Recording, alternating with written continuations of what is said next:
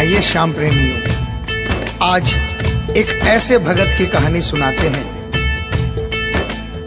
जो अपने व्यापार में इतना लीन था कि उसे दिन दुनिया की कोई खबर नहीं थी। उसे सिर्फ पैसा पैसा और सिर्फ पैसे के बारे में चिंता थी। उसके घर वाले, उसके परिवार वाले सारे परेशान थे कि सेठ कभी कहीं नहीं जाता, सुबह से लेकर रात तक हर समय पैसे में ही लिपटा रहता है। बहुत दिनों से उसके इष्ट मित्र उसे कहते थे कि तुम हमारे साथ कहीं चलो, अपने बच्चों को लेकर चलो, लेकिन सेठ कहता इसके लिए काफी समय पड़ा है, अभी मुझे सिर्फ पैसा कमाना है। लेकिन एक दिन कुछ मित्रों ने बहुत जोर दिया कि 2 दिन की छुट्टियां हैं, हम खाटू श्याम जी के दरबार में जा रहे हैं, पूरे परिवार को साथ लेकर हमारे साथ चलो। और सेठ उनको ये बात मना नहीं कर पाया और बिना मन के वो उन परिवार वालों और इष्ट मित्रों के साथ खाटू के लिए रवाना हो गया। रास्ते भर वो अपने व्यापार की बातें करता रहा। उसे खाटू जाने की जरा भी इच्छा नहीं थी। लेकिन जब खाटू पहुंचा और बाबा श्याम के मंदिर में पहुंचा और जब बाबा से नजरें मिली, उसके होश उड़ गए। सेठ के परिवार वाले सारे दर्शन करके बाहर आ गए। वो सिर्फ 1 मिनट के लिए मंदिर में आया, लेकिन घंटों तक बाबा के दरबार में खड़ा रह गया।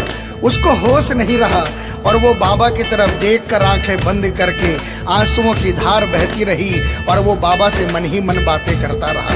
जब परिवार वालों ने उसे कहा कि अब चलना है, तो सेठ ने बाबा से कहा, प्रभु मुझे अब हर महीने 11 को अपने दरबार में बुलाओ। और ये कह करके वो बाबा के दरबार से वापस अपने घर को आ गया।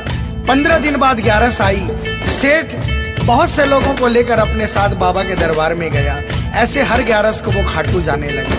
लेकिन एक दिन जैसे ही वो सुबह 11 को घर से निकलने लगा, मुनीम ने कहा, सेठ जी कहाँ जा रहे हो? सेठ ने कहा, अरे मुनीम तुझे पता नहीं, आज 11 है, मुझे खाटू धाम जाना है। मुनीम ने कहा, सेठ जी आपको पता नहीं, आज बाहर के कुछ व्यापारी आने वाले हैं, लाखों का सौदा होने वाला है और वो व्यापारी आज रात को वापस इंडिया के बाहर चले जाएंगे।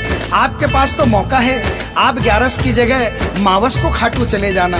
सेठ के मन में ये आया कि हाँ, इसमें क्या फर्क पड़ता है, आज यहाँ व्यापार कर लेता हूँ, सौदा कर लेता हूँ, मैं खाटू मावस को चला जाऊंगा। और सेठ उस दिन खाटू नहीं जा पाया। 11 निकल गई, मावस आई, मावस को फिर कोई व्यापारी आ गया। उसके बाद फिर पूर्णिमा आई, फिर कोई व्यापारी आ गया और इसी तरह सेठ व्यापार में फिर उलझ गया। एक दिन रात को सेठ सोया तो उसके नींदों में उसे ऐसा आभास हुआ कि उसे कोई आवाज आ रही है और उसने बड़े ध्यान से सुना। उसे लगा खाटू वाले श्याम बाबा उसे कह रहे हैं, वाह रे सेठ, मैंने तो सोचा था कि मेरे दरबार में कोई बहुत बड़ा भूला भटका भगत आया है, लेकिन मुझे क्या पता था कि कोई भगत नहीं, एक सौदागर आया है और मुझसे सौदा करके चला गया। आज तू अपने घर में, अपने व्यापार में खूब खुश है, तू वहीं पर खुश रहे। और ऐसा कहकर वो आवाज बंद हो गई। सेठ की आंखें खुली, उसके मन में ग्लानि हो गई। उसने सोचा कि मैं आज ही खाटू धाम जाऊंगा और वो जैसे ही खाटू के लिए निकला, रास्ते में एक्सीडेंट हो गया। सेठ की दोनों टांगे रह गई। अब सेठ अपने पैरों पर खड़ा नहीं हो पाया और उसके मन की मन में ही रह गई। सेठ बहुत तड़पता रहा।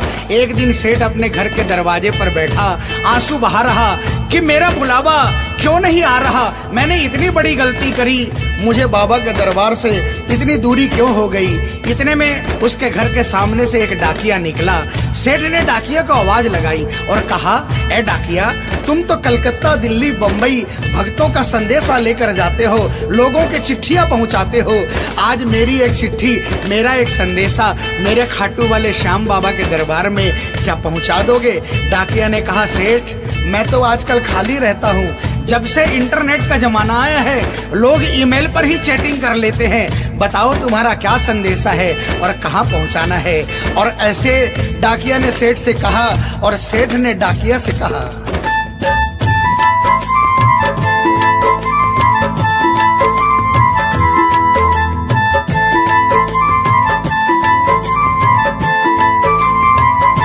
डाकिया जा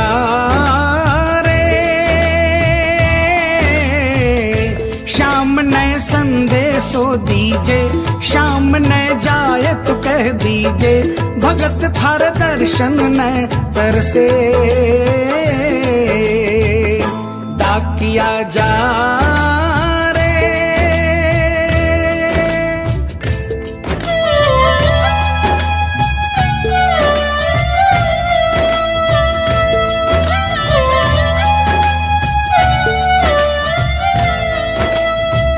डाकिया ने कहा, सेठ आपका संदेशा तो मैं पहुंचा दूंगा, लेकिन मुझे ये तो बताओ कि आपका संदेशा पहुंचाना क्या है। जहां मुझे संदेशा पहुंचाना है वहां का ठिकाना क्या है। और डाकिया ने कहा,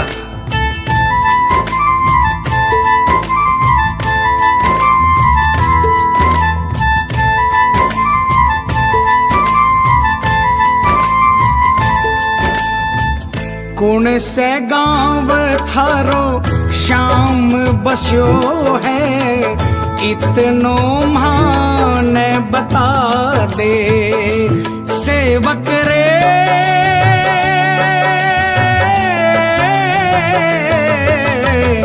घर तेरे पास है कोई निशानी, माने तू दिखला दे।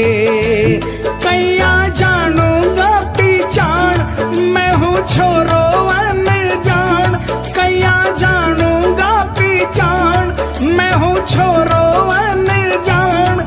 कैया शाम शु होसी मिलन, डाकिया जा रे।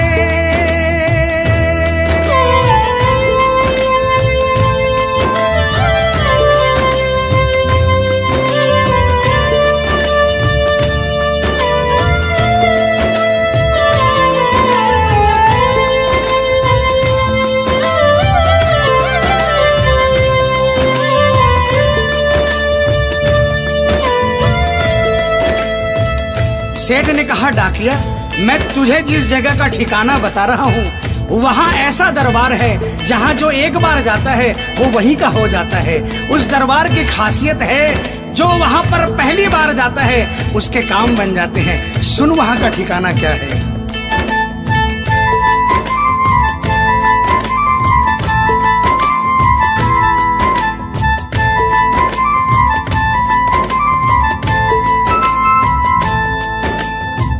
खाटू में है श्याम जी को मंदिर, शिखर ध्वजा लहरावे।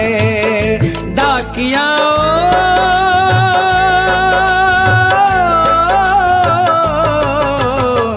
ड्योडी पर हनुमान बिराजे, सेवक चंवर ढुलावे। बाके नौबत बाजे द्वार, गूंजे हरदम जय जयकार। बाके नौबत बाजे द्वार, गूंजे हरदम जय जयकार। सज धज बैठो है श्याम सजन, डाकिया जा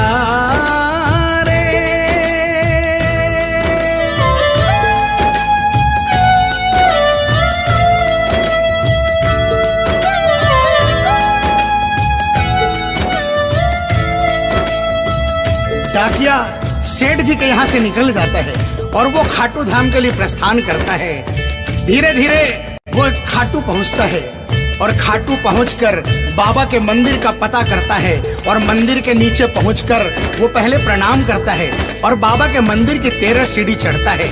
और वो बाबा के सामने पहुंचकर बाबा की तरफ नहीं देखता, पहले अपने झोले में से वो सेठ की चिट्ठी निकालता है और चिट्ठी निकाल के पढ़ने लगता है।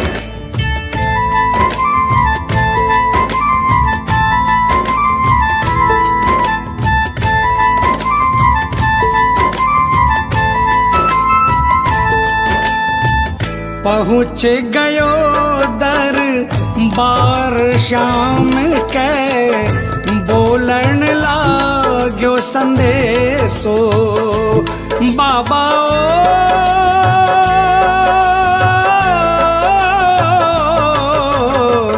बन बैठो कद श्याम दीवानो, कुछ ना रयो अंदेशो। आखड़ ल्यासू बरसी धार, जैया सावन की फुहार।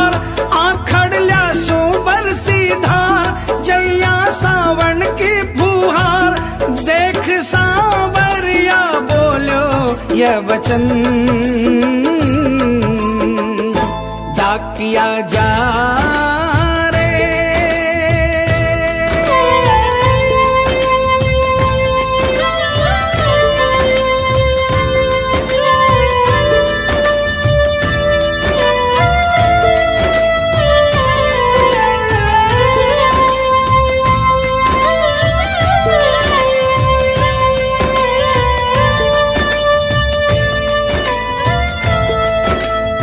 जो ही डाकिया ने सांवरे सेठ की तरफ देखा, उसके होश उड़ गए, उसकी आंखें बंद हो गई, आंखों से आंसुओं की अविरल धारा बहने लगी। उसको ऐसा महसूस हुआ सपने में जैसे कि कोई श्याम प्रभु सिंहासन से उतर कर आ गए। उससे अपने गले से लगा लिया और डाकिया से कहा, कैसे हो डाकिया? डाकिया प्रभु के चरणों में गिर गया, कहा, प्रभु आज मैं धन्य हो गया, इतने वर्षों तक आपके दरबार नहीं पहुंचा, आज सेठ जी के कारण मैं आपके दरबार में पहुंच गया। अब मुझ पर इतनी कृपा कर दो, मुझे अपनी शरण में रख लो। लेकिन बाबा ने कहा, नहीं बेटा, मैं तुझे अपनी शरण में रखूंगा, लेकिन अभी तुझे मेरा एक छोटा सा काम करना है। जिस सेठ ने तुझे ये संदेशा देकर भेजा है, अगर उसके पास मेरा जवाब नहीं गया तो वहां जीते जी मर जाएगा। तू मेरा एक छोटा सा काम कर दे, वापसी संदेशा तू उस सेठ को जाकर दे दे। और बाबा ने कहा,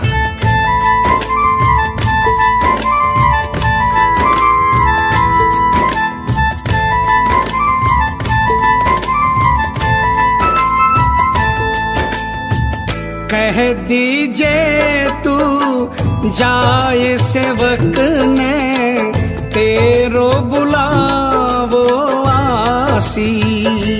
सेवक रे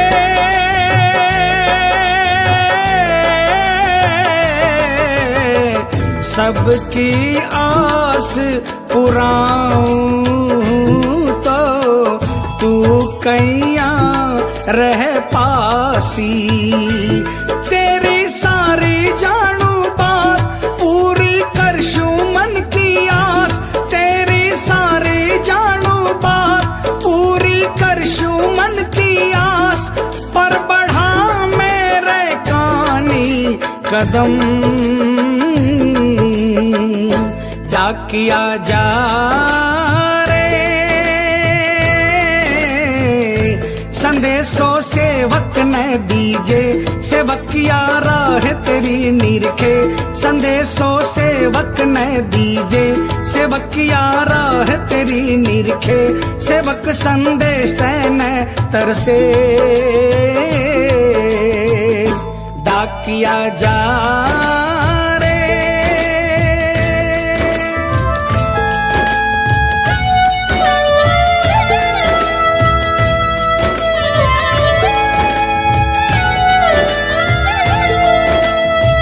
डाकिया श्याम प्रभु के चरणों में प्रणाम करके वापस निकलता है और वो आधी रात को ही सेठ के शहर में आ जाता है।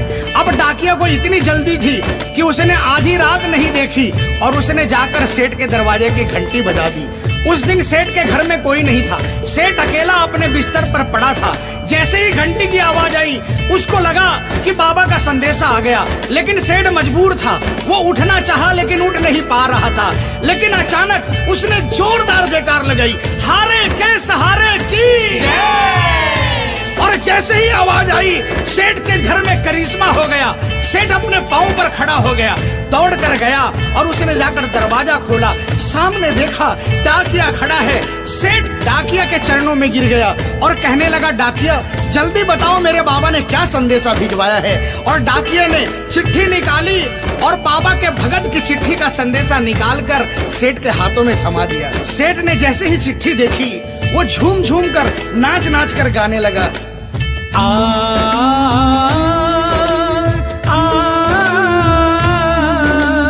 आ, आ, आ, चिट्ठी आई है, चिट्ठी आई है, चिट्ठी आई है, चिट्ठी आई है, चिट्ठी आई है, खाटू से चिट्ठी आई है। बड़े दिनों के बाद मेरे श्याम धनी को आज, अरे बड़े दिनों के बाद मेरे श्याम धनी को आज भगत की याद सताई है। चिट्ठी आई है, चिट्ठी आई है, ओ चिट्ठी आई है, चिट्ठी आई है। सेठ ने वो चिट्ठी वापस डाकिये को थमा दी और कहा, डाकिया आप तो स्वयं बाबा से मिलकर आए हो, इसलिए बाबा का संदेशा अपने मुखारबिंद से मुझे सुनाओ।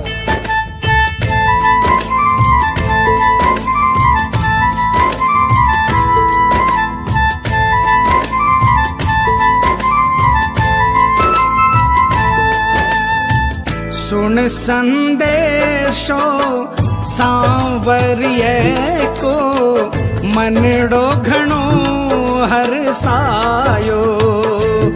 बाबा